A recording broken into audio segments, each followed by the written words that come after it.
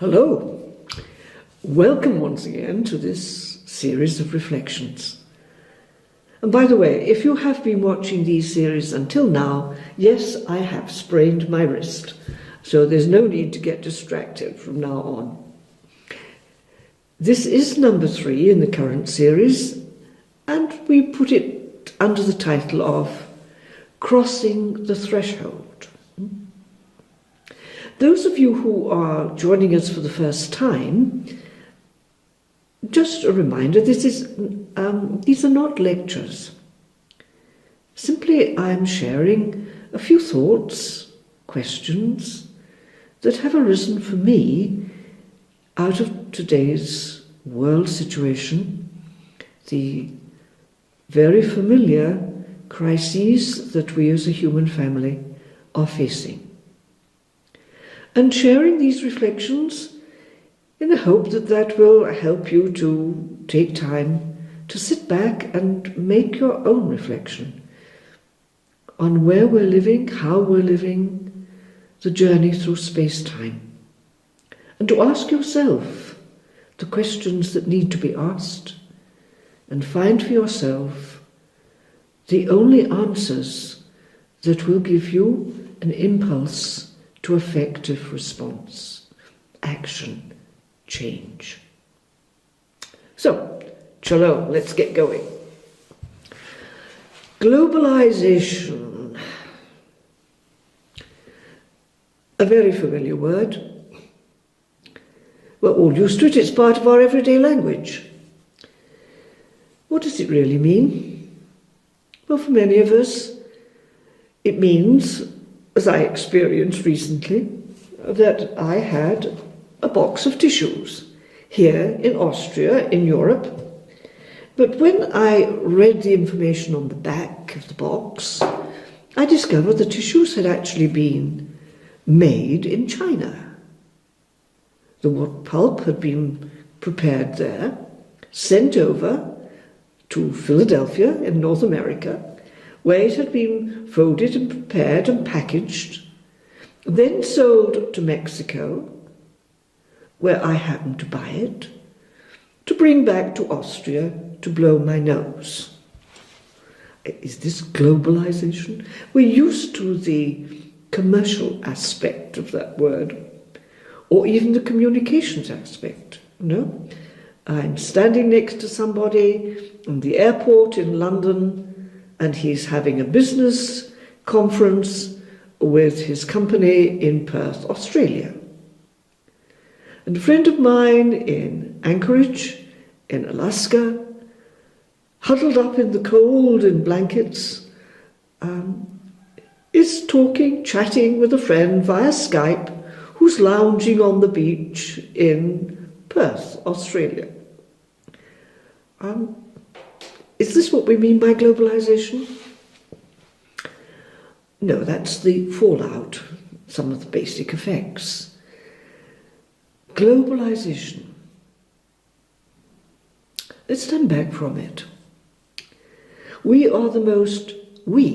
you and me, are the most highly developed, complex form of life existing in this cosmos. At least as far as we know at present. We are the human species, and planet Earth is our home. We are the people of global Earth. And like the planet we live on, which is always in motion, constant motion, we too are people who keep moving. We're always migrating from where we are to somewhere else. We move there to settle down there. We migrate. Migration is natural to us on this planet. We migrate for different reasons. Mostly it's because we think the climate or the food supply or the opportunities will be better somewhere else. Or we are forced into migration. We have to get up and run away from the danger of the place we are actually in, whether it's a danger from natural elements like a tsunami or a hurricane that destroys our homes and everything we live by and survive with, a natural disaster, or it could be war. We pick up all we have and run away from the terror of war. We need to survive. But we also migrate, and have done throughout the whole of our history, simply for the adventure of it. The unknown is attractive. The risk. What will we find? So whatever reasons we find for getting up and going from where we are to somewhere else, we are a migration people. Humanity migrates. And whether we are convinced of the theory that says that the first migration began out of the Kalahari Desert in Africa, and from there we spread around the globe, or whether you believe the theory that suggests that the human species developed in different parts of the globe, yes, Africa, but also Australia and the plains of North America, and we spread simultaneously, as it were, from different parts of the globe. One way or another, we have been moving since we became the human species, the human family, and we're still doing it. Why is migration then such a problem in our world today? Simply because in certain areas of our world, the intensity of the numbers of people who are getting up and going somewhere else at the same time has surprised us, and we're not prepared for it. Also, of course, we know of the tremendous economic imbalance there is between different parts of our planet. The people who are surviving on very little by way of natural needs, food, water supplies, and those who, like most of us who are perhaps watching this video, are luxuriating in having everything we need for our physical survival, our physical comfort, our physical development, and our psychological development, all the advantages of research and technology. The imbalance is enormous.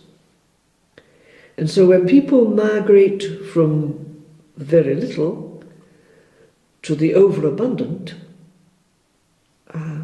attitudes need to change.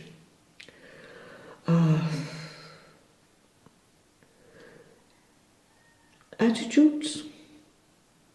Let's for a moment ask ourselves now, if I am on the static side of the current problem, I'm sitting comfortably in a place on planet Earth that supplies me with all, or almost all, my needs and desires and wants, what is my attitude to those who are migrating? Usually it is fear. Fear of the loss of possessions. And so the answer is the reaction: I must protect myself, I must put up walls, barriers, strengthen our borders, keep them out. We know, we hear it all the time. And for those who are on the other side of the migration situation, who are migrating, what is the attitude there that must perhaps change? An attitude that, well, everything is available. If I move from where I am, where I have very little, and very little hope of the situation changing, to a situation not very far away, say from Africa to Europe, where there is abundance, where everybody has a home and a car and food and a job, and it's all just there to be picked up from the ground. This is our social problem. So one of the things we could take with us, we had coffee to go or questions to go at the end of the last two series. Now this is a question to go in the middle of our reflection. Put myself on both sides of the migration situation, the one who is static and the one who is moving. And ask myself honestly, what are my attitudes to the situation I'm in? And is there anything that can change? Okay, so migration, globalization, normal, natural, inevitable, for different reasons. What is the basic value of the fact that as human people on this globe, we are global people, and there will always be a proportion of our family that is at this moment on the move? One of the things that helps us to realize is that such differences, the diversity among us, the differences of race, nationality, language, culture, economic status, religious tradition, these are just surface expressions of diversity. We have known from the beginning it's part of our original wisdom, and it's caught in the earliest of our scriptures, the Upanishads. The statement, the one who sees all beings in himself and himself in all beings loses all fear. So the fear that I mentioned a moment ago, if it has to be lost, there has to be a considerable change in attitude to myself and therefore to the rest of the family, friends and neighbours.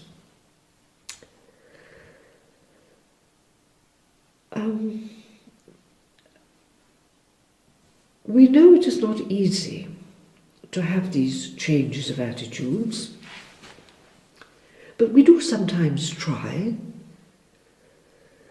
We have a certain amount of conversations about the possibility of integration.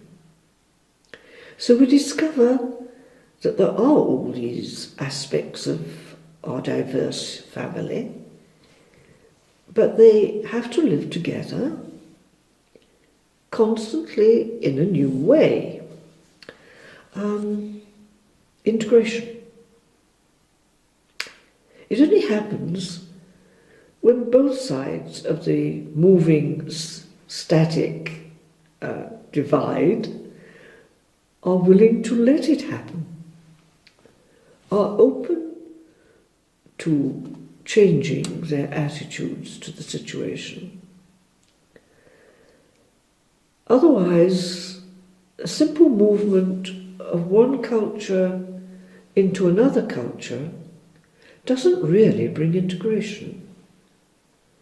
We form ghettos. The people who are moving, desperately clinging together for the survival of their treasured ideals, culture, religious practices, ways of life. And the static, prepared to lock them up into small ghettos, just put walls round them if we can't put walls round the whole of our own culture. And we've done this over and over again in our history as a human family. It really is time we matured into a different approach. After all, we know that integration really does require the willingness of both sides, the static and the mobile and the moving, to expand their understanding. How do we do that? Well, of course, we need dialogue. We need to talk to each other. And what does dialogue mean? Whether it's dialogue in politics or religious traditions, it usually means I explain to you my position, my values, what I'm about, and I sit and listen while you explain yours. That's all. That's where it stops. Nothing changes. Dialogue between peoples, dialogue between traditions. We're all involved in this.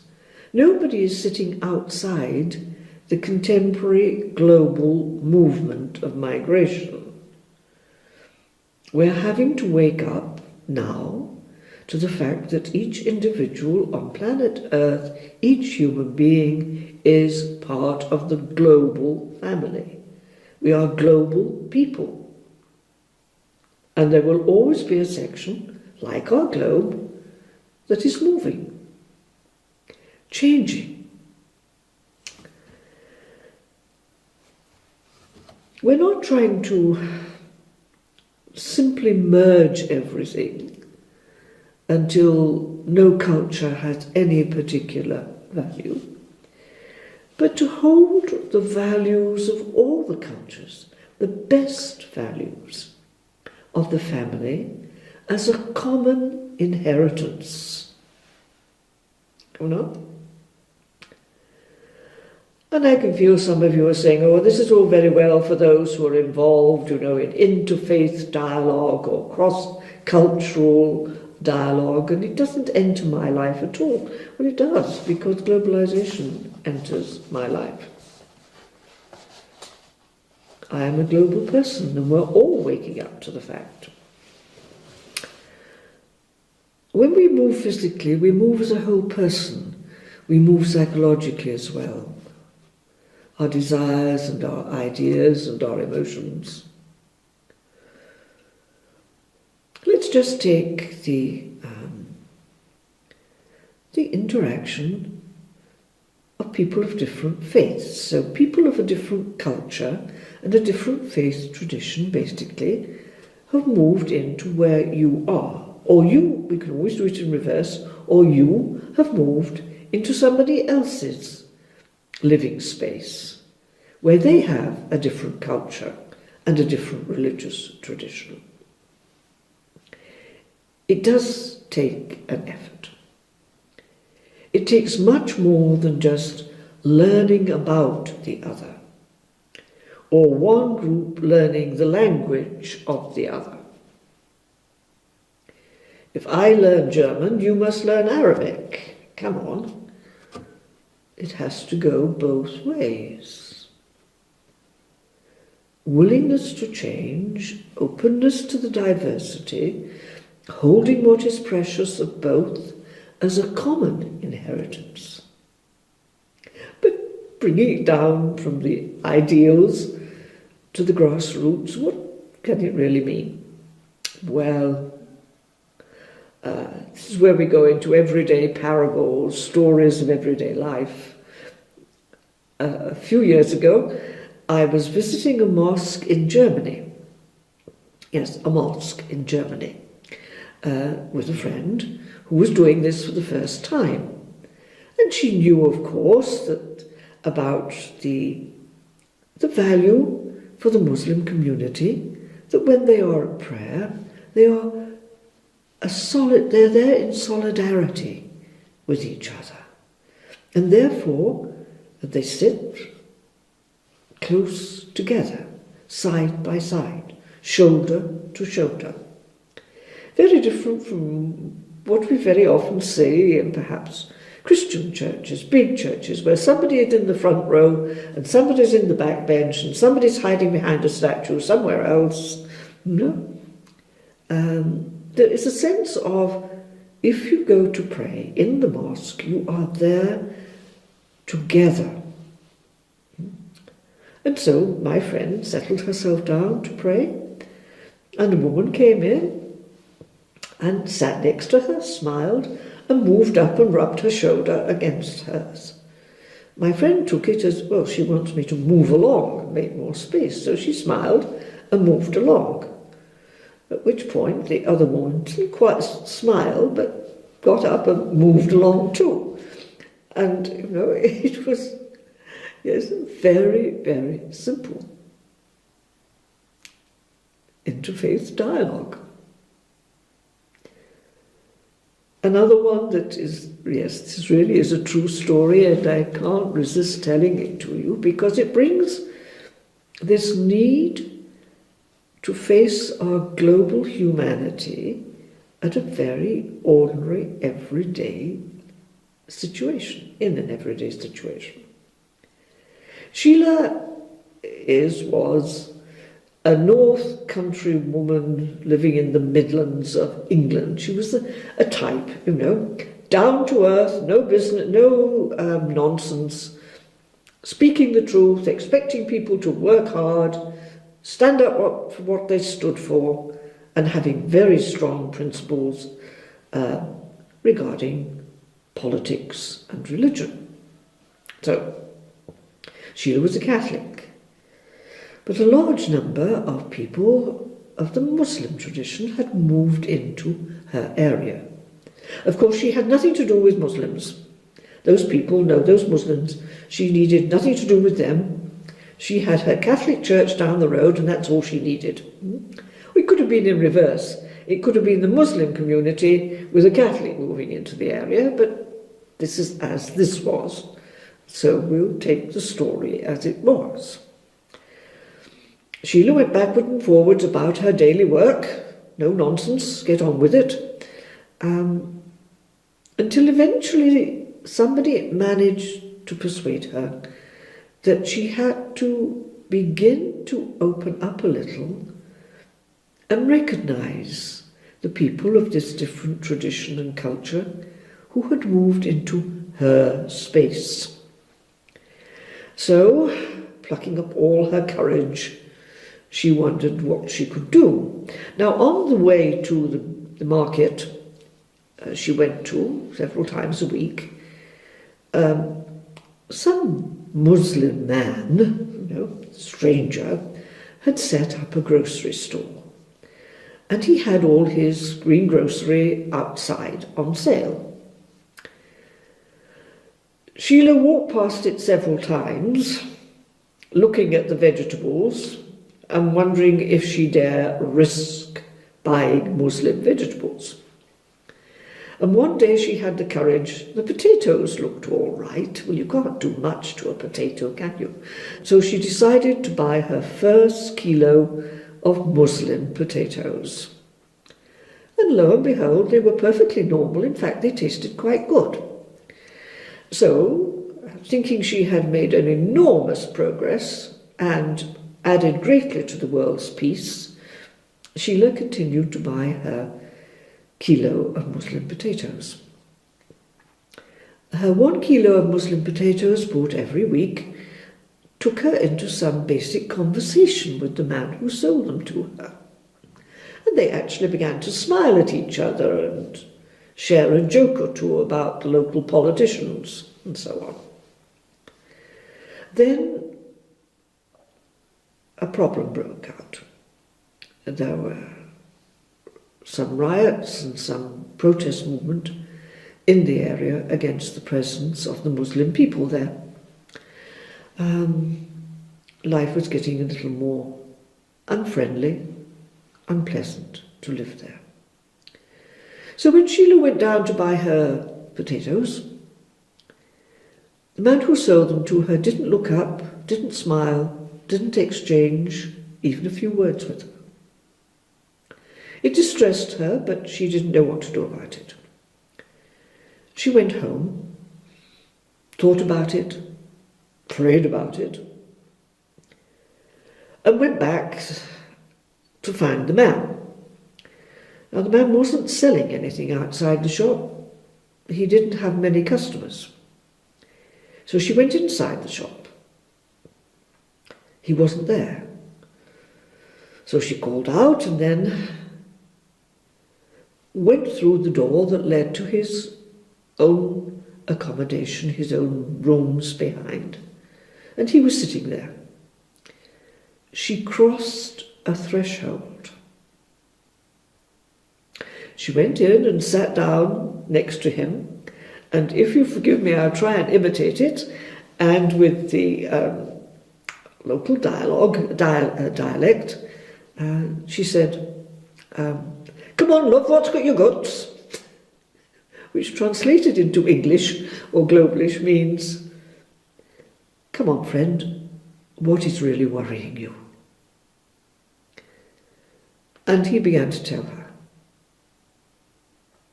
Integration, dialogue, global peace. Two global people had found each other. This is a true story, and it's happening over and over again. It has to happen. We have to place ourselves next to the other. The static against those who are moving against those who are static. That happens more often. We welcome the people of another culture or religious tradition into our space, and we expect them to move over into our space, into our way of life, into our way of dressing, into our churches or synagogues. They have to be where we are. We have to move over and be where they are. It's amazing what can happen to us when, for example, we are among a small group of Jewish faithful listening to the Psalms for the Sabbath, hearing them crying from the heart, this deep, passionate love of God and fear at the same time. And hearing yourself hear words that are very familiar, perhaps, from the Old Testament. "Listen, O Israel, and I shall be your God, and you will be my people." And feeling yourself almost bowed down to the ground in awe at the tremendous responsibility behind those words. The one who can see all beings in the self, and the self in all beings, loses all fear. Now, we've known that throughout the centuries, the millennia of our existence and our growth as a human family, as a global people. Now it is time really to expand our views, to open our hearts, to lose our fears. The self, of course, that is translated there from the original Sanskrit means the self, the one without a second, the one who alone is, the great mystery of existence, the absolute reality, the truth. God, by so many different names. To discover that we are one people. We are a global people. And as far as we know at this moment, the only human beings in the whole of this cosmos living on this one planet, Earth. And we're only going to discover that if we, all of us, the ones who at this moment who are migrating, and the ones of us who at this moment are static, if we're all prepared to cross the thresholds wherever we find them in our everyday life. There are plenty of questions to take with us in this reflections, so this time find your own. But shalom, get going.